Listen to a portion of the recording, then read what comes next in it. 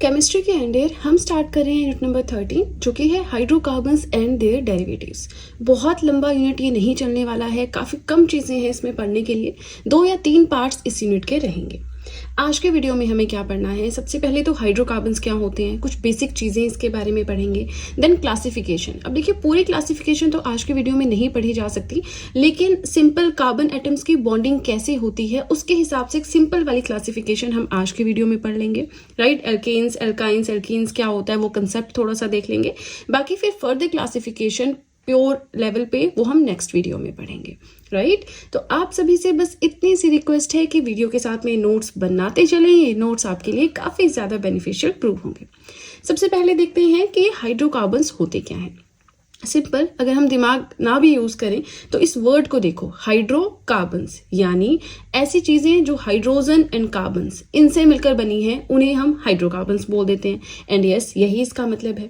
Hydrocarbons होते हैं organic compounds that are entirely made up of only 2 kinds of atoms, hydrogen and carbon.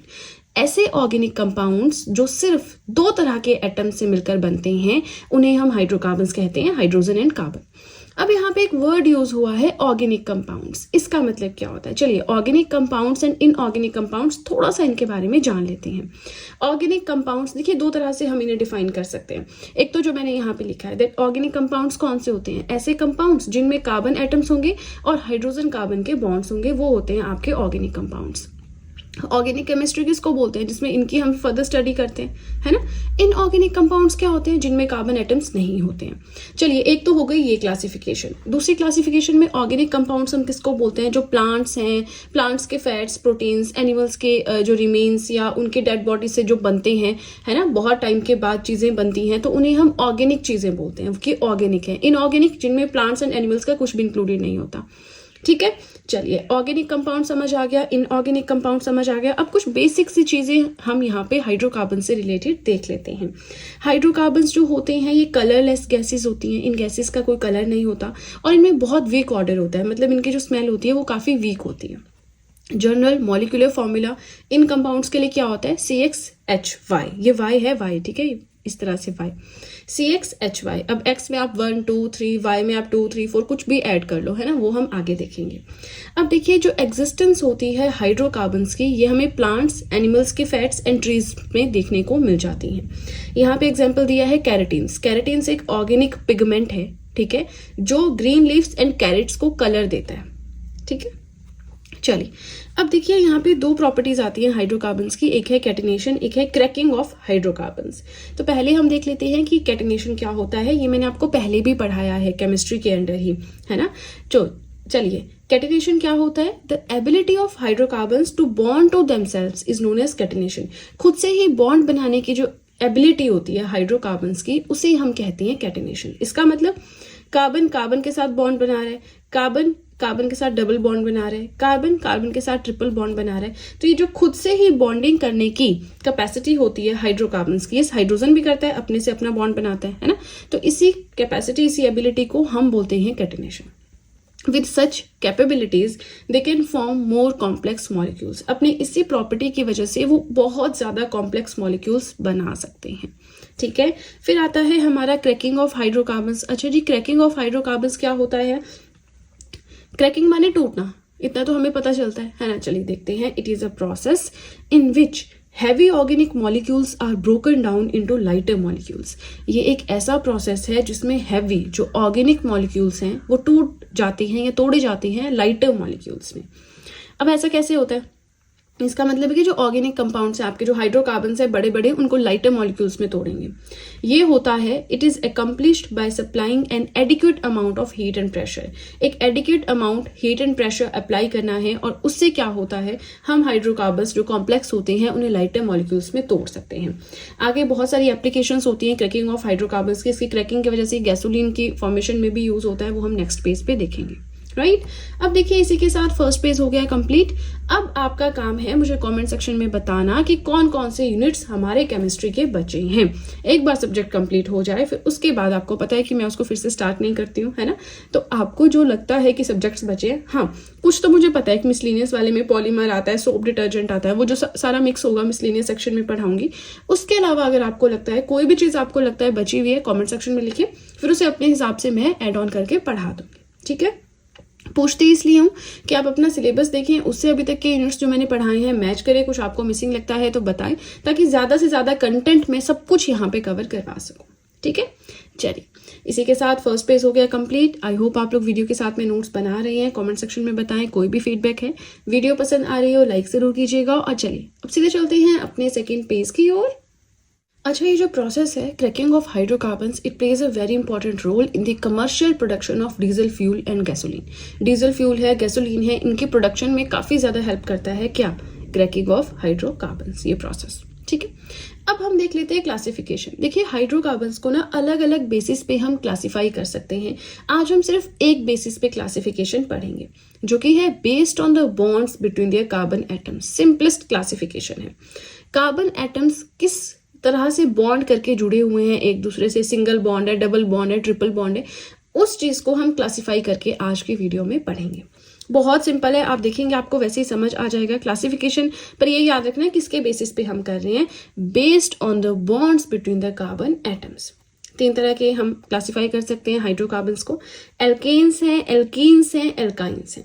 Alkanes में आपने याद रखना है वो हाइड्रोकार्बन्स आते हैं जो सिर्फ सिंगल बॉन्ड बनाते हैं अपने बीच में।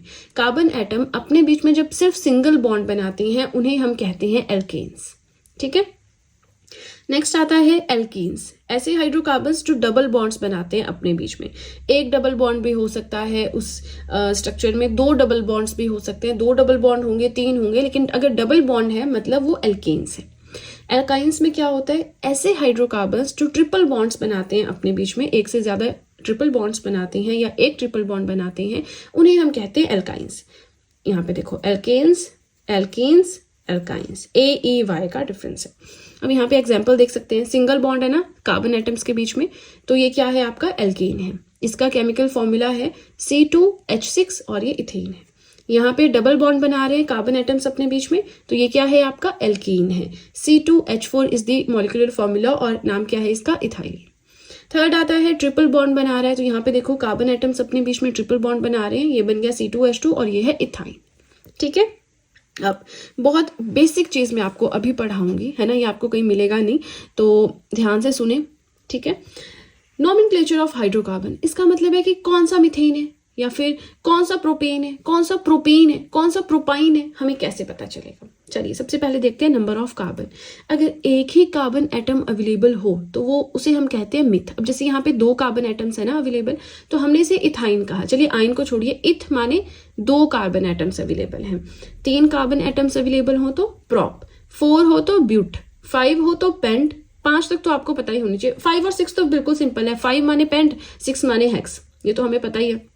4 तक याद कर लो, 5, 6 याद हो गए, बाकी इससे ज्यादा आपको देखने की जरूरत नहीं है, बट वैसे मैंने लिख दिया है। 7 फॉर हेप्ट, 8 कार्बन एटम्स हो तो ऑक्ट यानी ऑक्टेन, ऑक्टीन, ऑक्टाइन, 9 हो तो नॉन और 10 हो तो डेक। ठीक है, तो ये पहले 5-6 तो आप देख लेना। नाउ एल्केन, अगर कार्बन एटम सिंगल बॉन्डिंग कर रहा है, एक कार्बन एटम सिंगल बॉन्डिंग कर रहा है, तो वो बन गया आपका मिथेन। 3 कार्बन एटम्स है सिंगल बॉन्ड कर रहे हैं, सिंगल बॉन्ड वाले क्या होते हैं, एल्केन, तो 3 कार्बन एटम्स माने प्रोपेन। अब 3 कार्बन एटम्स हैं लेकिन वो डबल बॉन्ड्स बना रहे हैं बीच में, तो वो बन जाएंगे प्रोपीन। 3 कार्बन एटम्स हैं लेकिन ट्रिपल बॉन्ड बना रहे हैं बीच में, तो वो बन जाएंगे प्रोपाइन। ठीक है ना, आई होप समझ में आया है। कोई भी डाउट है कमेंट सेक्शन में बताएं। वीडियो भी कंप्लीट नहीं हुआ है। एल्केन, एल्कीन, एल्काइन का थोड़ा सा ज्यादा हम नेक्स्ट पेज पे देखते हैं, हल्का सा। ठीक है, इसी के साथ कोई भी डाउट हो कमेंट सेक्शन में पूछ सकते हैं। वीडियो पसंद आ रही हो लाइक जरूर कीजिएगा। इसी के साथ आप सब चाहें तो GS हैंड रिटन नोट्स भी परचेज कर सकते हैं, जिसमें history, polity, geography, economics, current affairs, art and culture, biology, ये सारी PDFs आपको मिल जाएंगी। परचेज लिंक मैंने डिस्क्रिप्शन बॉक्स में दे रखा है। इसी के साथ आप सब चाहें तो मुझे इंस्टाग्राम पे फॉलो कर सकते हैं, आप सब चाहें तो मुझे टेलीग्राम अकाउंट पे ज्वाइन कर सकते हैं। इन दोनों चीज़ों का लिंक भी मैंने डिस्क्रिप्शन बॉक्स में दे रखा है। राइट। चलिए तो अब सीधे चलते हैं अपने थर्ड और अपने लास्ट पेज की ओर। अब देखिए ये जो मिथ, इथ, प्रॉप, ब्यूट, हेक्स, पेंट, ये वाला हमने देखा कंसेप्ट, इसको थोड़ा सा यहाँ पे प्रैक्टिकली हम देख लेंगे। सबसे पहले हम बात करेंगे एल्केन। एल्केन का जो कॉमन फॉर्मूला है आपको याद करने की जरूरत नहीं है, मैंने वैसे लिखा है CnH2n+2। ये क्वेश्चन एग्जाम में आज तक मैंने तो कभी नहीं देखा है ना, तो आपको इस पर ज्यादा फोकस करने की जरूरत भी नहीं है। एल्केन आप समझ गए, ऐसे कार्बन एटम्स जो अपने बीच में सिंगल बॉन्ड बनाते हैं आर नोन एज एल्केन्स। ठीक है। अब मिथ माने एक कार्बन एटम है, इथ माने 2 कार्बन एटम्स हैं, प्रॉप माने 3 कार्बन एटम्स हैं, ब्यूट माने 4 कार्बन एटम्स हैं, पेंट माने 5 कार्बन एटम्स हैं, हेक्स माने 6 कार्बन एटम्स हैं, हेक्ट माने 7 है ना, ऑक्ट माने 8। सिंपल है सारे, नॉन, 9, डेक, 10 है ना। तो वही चीज अब मैं थोड़ा सा प्रैक्टिकली आपको यहाँ पे बताऊंगी। CH4 कैसे बना सकते हैं, इसके स्ट्रक्चर ऐसे बना सकते हैं। कितने कार्बन एटम है इसमें, एक ही है। एक ही है माने ये है मिथ। ये सिंगल बॉन्ड बना रहा है या कार्बन या डबल, सिंगल बॉन्ड बना रहा है हर जगह, ये है एन है ना, मीथेन। C2H6 का मॉलिक्यूलर फॉर्मूला ये है, सॉरी स्ट्रक्चरल फॉर्मूला ये है। अब कितने कार्बन एटम्स है यहाँ पे, 2 हैं, 2 फॉर इथ। ठीक है, यहाँ पे आ गया इथ। अब क्या कहीं पे कार्बन कार्बन डबल बॉन्ड या ट्रिपल बॉन्ड बना रहे हैं, नहीं, सिंगल बॉन्ड बना रहे हैं। सिंगल बॉन्ड माने एन है ना, ऐसे याद रख लो आप। अगर आपका सिंगल बॉन्ड है माने एन, आपका डबल बॉन्ड है माने एन, ट्रिपल बॉन्ड है माने याइन, ये लगेगा लास्ट में है ना। और आगे वाला मैंने आपको बता दिया। अब जैसे ये है आपका C3H8, 3 कार्बन एटम्स हैं, सभी सिंगल बॉन्ड कर रहे हैं। 3 कार्बन एटम माने प्रॉप, सभी सिंगल बॉन्ड है, सिंगल बॉन्ड के लिए एन माने प्रोपेन है ना। ये चीज हमने पहले भी लिखी बट थोड़ा सा डेप्थ मैंने अभी आपको बता दी। Same goes with your alkene and alkyne. Alkene में आप देखेंगे 2 कार्बन एटम है, 2 फॉर इथ, डबल बॉन्ड कर रहे हैं, इन, एथीन बन गया। एल्काइंस में आप देखेंगे 2 कार्बन एटम है माने इथ, ट्रिपल बॉन्ड कर रहे हैं यहाँ पे, आइन। वही चीज यहाँ पे है, 3 और सिंगल 4, ब्यूट, वाइन। ठीक है, इस चीज को एक्सेप्शनल है, इसको आप चाहें तो छोड़ भी सकते हैं। अब देखिए इसी के साथ हमारा आज का टॉपिक हो गया कंप्लीट। इसका 1 या 2 पार्ट्स और रहते हैं, वो अब मैंने नोट्स बनाए नहीं है, मुझे पता है क्लासिफिकेशन की स्टडी की है तो अभी तक नोट्स बने नहीं है। डिपेंडिंग अपॉन कि अगर वीडियो लेंथी हो जाए तो मैं उसके 2 पार्ट्स कर देती हूँ, अगर सिंपल रहे 15-20 मिनट के तो 1 ही पार्ट रहता है।